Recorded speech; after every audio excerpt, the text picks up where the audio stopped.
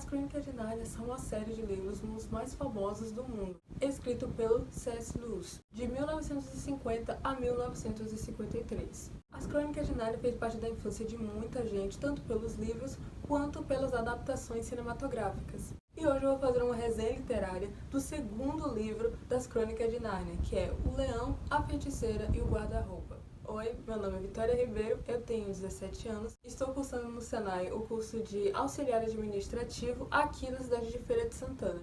E estou participando da segunda edição do e-book Tuber. Ele tem como objetivo incentivar as pessoas ao mundo da literatura, para que as pessoas possam se aprofundar mais no mundo da literatura e conhecer novos mundos, novas aventuras através dos livros. Eu vou fazer uma pequena resenha literária sobre esse livro, que para mim é um dos meus favoritos. A história se baseia da seguinte forma. Por decorrer de bombardeios de guerra, 4 irmãos, que são Pedro, Susana, Edmundo e Lúcia, eles precisam deixar a sua casa para ir para um lugar mais remoto, para que eles possam fugir dos bombardeios da Segunda Guerra Mundial. Eles são mandados para a casa de um professor, que é tipo uma casa de campo, assim. E essa casa, ela é enorme, ela parece uma mansão, ela é enorme mesmo. E as 4 crianças, elas se sentem livres para explorar a casa, para brincar, para correr, para ficar passeando pela casa. Então, a irmãzinha, uma das irmãzinhas mais novas, a Lúcia, ela acaba entrando num quarto que não tem nada dentro do quarto, só um guarda-roupa enorme. A Lúcia, ela se sente muito admirada por aquele guarda-roupa, ela fica admirando o quanto que aquele guarda-roupa é bonito. E ela decide entrar dentro do guarda-roupa. E de início, ela ficou muito confusa do porquê que ela tinha parado em um outro universo completamente diferente. Ela acabou entrando no mundo de Nárnia, que no início acabou causando para ela um sentimento de surpresa e também de admiração, porque o lugar de Nárnia era muito lindo, era tudo muito lindo, era tudo muito bonito. Nesse mundo, os animais fantásticos estão sob o domínio da feiticeira branca, a Jadis, onde em Nárnia o inverno é eterno e nunca tem Natal. Então, centauros, gigantes, elfos, anões, eles se sentem felizes, aprisionados desse jeito, com essa maldição que a feiticeira branca deixou naquele lugar, que ela decretou que aquele lugar seria dela, ela perdurou um inverno eterno naquele lugar. Ela parece um pouco a Elsa de Frozen, né? E ela fez essa declaração de maldição na ausência do Aslan, né? O leão que foi responsável, ele foi o criador do mundo de Nárnia. Que agora Aslan retorna ao reino junto com as crianças para tentar derrotar a feiticeira branca. E agora eu vou contar um pouco do que eu achei desse livro quando eu li pela primeira vez. O livro, ele tem uma narrativa bastante poética e bem suave, assim, sabe? O C.S. Lewis, ele fez a descrição, quando ele fazia a narrativa, né? O Leão, a Feiticeira e o Guarda-Roupa, ele descrevia o mundo de Nárnia de uma forma tão encantadora que você se sentia dentro do livro, sabe? Ele descrevia de uma forma muito suave, de uma forma muito leve. Quando você lia as Crônicas de Nárnia, já dava vontade de você achar qualquer guarda-roupa só para poder entrar e finalmente achar o universo de Nárnia, porque é muito linda a forma como o C.S. Lewis ele fez a descrição, ele fez a narrativa desse livro. Ele é ótimo esse livro. E é bem interessante que a leitura do livro, ela até que pode ser bem rápida, porque é um livro bem curto, por assim dizer, porque ele só tem 90 páginas.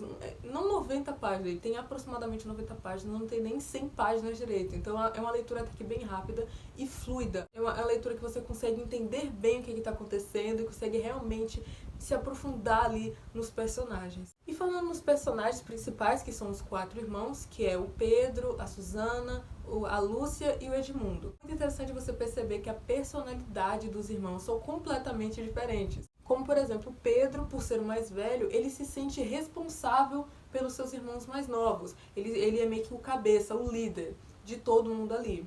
A Susana, ela é bem parecida com o Pedro, por ser uma das mais velhas. Ela também se sente responsável pelos seus irmãos. Ela sente que ela tem que cuidar deles. Ela se sente realmente responsável pelos seus irmãos. A Lúcia, ela é aquela menina doce, gentil e super fofa. A Lúcia, ela é uma menina muito fofa. Também, apesar de ela ser uma das mais novas, eu considero ela uma personagem muito corajosa. E o Edmundo, ele é aquele personagem de personalidade forte. Aquele personagem que ele gosta de se aventurar, entende? E muitas das vezes ele não gosta muito de ouvir regras, entende? Ele pensa, não, ninguém manda em mim, entende? Ele acaba sendo aventureiro demais, e por ele ser, tipo, todo aventureiro, assim, não querer seguir regras, querer mandar nele mesmo,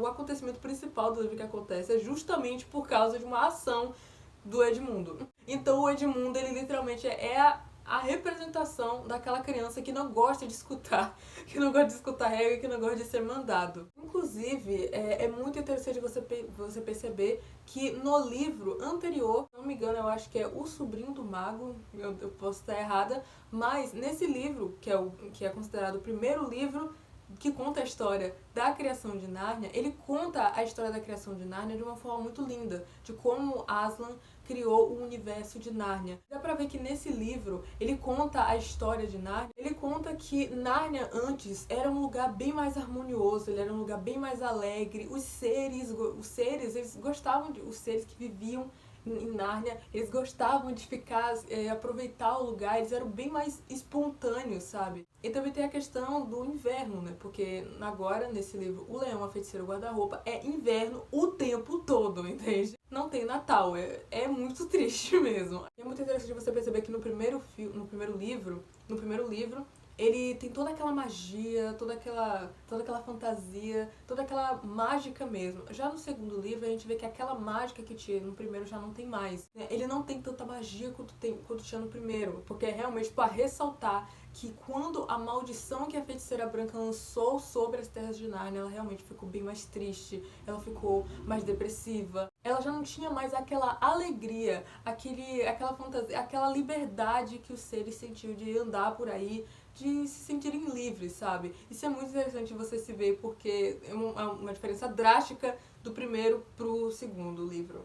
Muita gente deve saber também que as Crônicas de Nárnia, elas possuem inspirações e referências bíblicas. Nesse livro em específico, eu vou citar 2 elementos que podem ser exemplificados como referências bíblicas, como, por exemplo, quando as 4 crianças vão para o universo, vão para o mundo de Nárnia, eles são chamados de filhos de Adão e filhos de Eva. E os homens são os filhos de Adão e as mulheres são as filhas de Eva. Adão e Eva, de acordo com a Bíblia, foram os primeiros seres humanos na Terra criados por Deus. Então, os seres humanos seriam os descendentes de Adão e Eva. Então, os homens são chamados de filhos de Adão e as mulheres são chamadas de filhas de Eva. A segunda referência, uma segunda referência bíblica que ela é bem mais forte, evidente, que já deixa bem mais claro que isso, é quando Aslan, ele acaba se entregando no lugar do Edmundo, que o Edmundo acaba sendo aprisionado, ele acaba sendo prisioneiro da Feiticeira Branca. E a forma que o Aslan achou de negociar a liberdade do Edmundo, se entregando no lugar do Edmundo. Isso é claramente uma referência à redenção de Jesus Cristo na cruz, quando ele morreu crucificado. E assim como Jesus ressuscitou depois de 3 dias, Aslan também ressuscitou quando ele foi sacrificado pela Feiticeira Branca. Então isso é claramente uma referência bíblica sobre a obra. Então é evidente ali que Aslan, ele representa Jesus, e a Feiticeira Branca é como se ela representasse o inimigo, a serpente, sabe? Perceptível que você vê que tem muitas referências bíblicas nas Crônicas de Nárnia. E é considerado por muitos uma ficção de fantasia cristã. Ele é um livro que retrata a batalha do bem contra o mal, onde cada um dos 4 irmãos vão estar passando por situações em que eles vão ter que lutar para que o bem possa vencer. E esse livro, ele foi muito importante para mim porque ele foi o livro que me fez realmente definir que a fantasia é o meu gênero de livro favorito.